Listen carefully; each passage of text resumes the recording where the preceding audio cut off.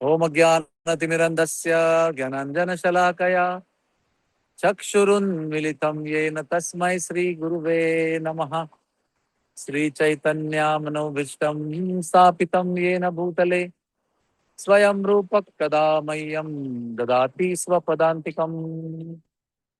श्रीकृष्ण चैतन्य प्रभु नित्यानंद श्री अद्वैत गदाधर श्रीवासदि गौर भक्त वृंद। हरे कृष्ण कृष्ण कृष्ण हरे हरे, हरे राम राम राम हरे हरे। जब से हम भक्ति में आए हैं और जब से हम भक्ति में थे भी नहीं, तब से ये श्लोक सुनते आ रहे हैं। कर्मण्येवाधिकारस्ते मा फलेषु कदाचन माँ कर्म फल हेतुर्भिर्मा तो संग स्वकर्मणि। इतना ज्यादा ये मंत्र सुना गया है, सुनाया गया है, इतना ज्यादा उसके ऊपर मराठी में कहते हैं ना उहापोह किया गया है, लेकिन अभी तक हम लोगों को ये समझ में नहीं आ रहा है कि ये कर्म करने के बाद फल को त्याग कैसे करें। क्योंकि कर्म करने का मूल गुण धर्म है फल की इच्छा से करना, और कहा जा रहा है कि कर्म करते रहो लेकिन फल की इच्छा मत करो। तो कल मैं इस बात पर किसी से चर्चा भी कर रहा था और चिंतन भी कर रहा था कि कैसे करें इसको। तो गंगा जी की प्रेरणा से, गुरु जी की कृपा से ऐसा मन में सुंदर विचार आया कि कर्म जो है वो जब तक कर्म है तब तक वो फल की इच्छा देगा ही देगा, और बिना फल की इच्छा से हम वो कर्म करने के लिए मोटिवेट भी नहीं होंगे, चांस ही नहीं है। तो करना क्या है फिर? वो कर्म जो है वो जब तक हम स्वयं के लिए करते हैं तब तक तो फल हमको चाहिए ही चाहिए। जब तक हम उस कर्म के केंद्र स्थान में हैं, जब हम उस कर्म के करता हैं, समझते हैं अपने आप को, तो बिना फल के वो कर्म नहीं हो सकता है। लेकिन जब वो कर्म हम भगवान के लिए करते हैं तो थोड़ा स्थिति अच्छी हो जाती है।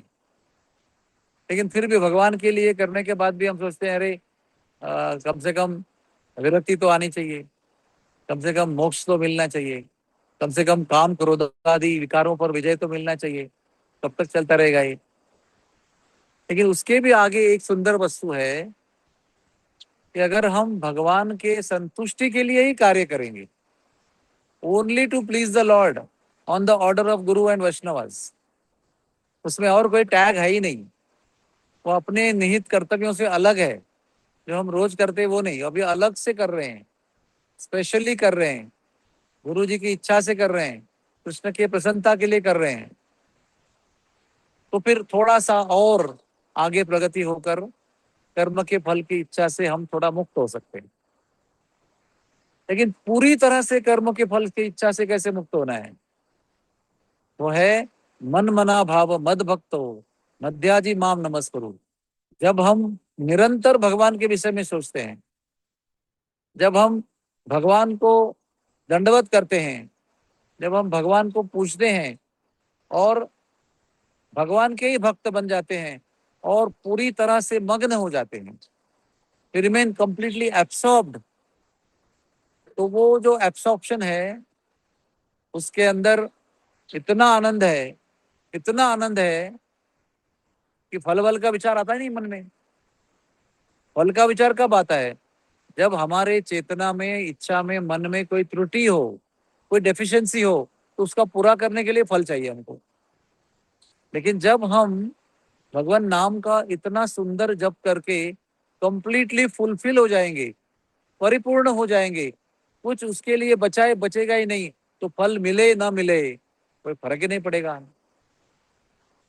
तो कर्मण्येवाधिकार से माँ फलेषु कदाचन, इसको अगर रियल में कार्यान्वित करना है तो उसका सीक्रेट है भगवान नाम का जप। जब हम भगवान नाम का जप एकदम केंद्रित होकर, एकदम एकाग्र होकर, मग्न होकर, समर्पित होकर भगवान के लिए ही करेंगे, उनके आनंद के लिए ही करेंगे, तो हम अपने आप में परिपूर्ण हो जाएंगे और जब अपने आप में हम फुलफिल हो जाएंगे, परिपूर्ण हो जाएंगे, तो फिर कर्म फल वगैरह बहुत तुच्छ हो जाते हैं। वहां तक तो ध्यान पहुंचता ही नहीं है। जब अंदर ही हम लोग इतने परिपूर्णता का आनंद ले रहे हैं, तो बाहर जो फल मिल रहा है या नहीं मिल रहा है, वहां तक ध्यान पहुंचता ही नहीं है। इसलिए गुरु महाराज उस दिन सिलिकॉन वैली में बता रहे थे कि उस कर्मण्येवाधिकार से महाफलेषु कदाचन की कीमत क्या है? एब्सॉर्प्शन। भगवान नाम और भगवत सेवा, वैष्णव सेवा में जब हम पूर्णतः मग्न हो जाते हैं, भूल जाते हैं सब कुछ उस सेवा करते हुए, वो नाम लेते हुए, तो फिर कर्म फल किधर है, कहाँ से आ रहा है कि नहीं आ रहा है, कितना आ रहा है, ज्यादा आ रहा है, प्लान किया था वैसे आ रहा है कि बिना प्लान के आ रहा है, कि अपनी इच्छा से आ रहा है, क्या फर्क पड़ता है? अपना काम है ये जो हाथ में दिया है झोली, इसके अंदर अपने मन को लगाना है। मन मना भव मद भक्तो। तब जाकर ये श्लोक जो है वो हमारे जीवन में साक्षात्कार के रूप में प्रकट होगा। नहीं तो वो गीता के तीसरे अध्याय में ही रहेगा, उधर ही रहेगा, उधर ही आनंद लेगा, और हम भी उसका दूर से आनंद लेंगे। कथा में करेंगे वाह वाह वाह क्या बात है वाह। इसको जीवन में उतारने के लिए भगवत गीता दिया है, केवल सुनने के लिए, आनंद लेने के लिए, और थोड़ा सा टिटिलेशन ना, थोड़ा सा आत्मा को खुजली करने के लिए नहीं दिया है।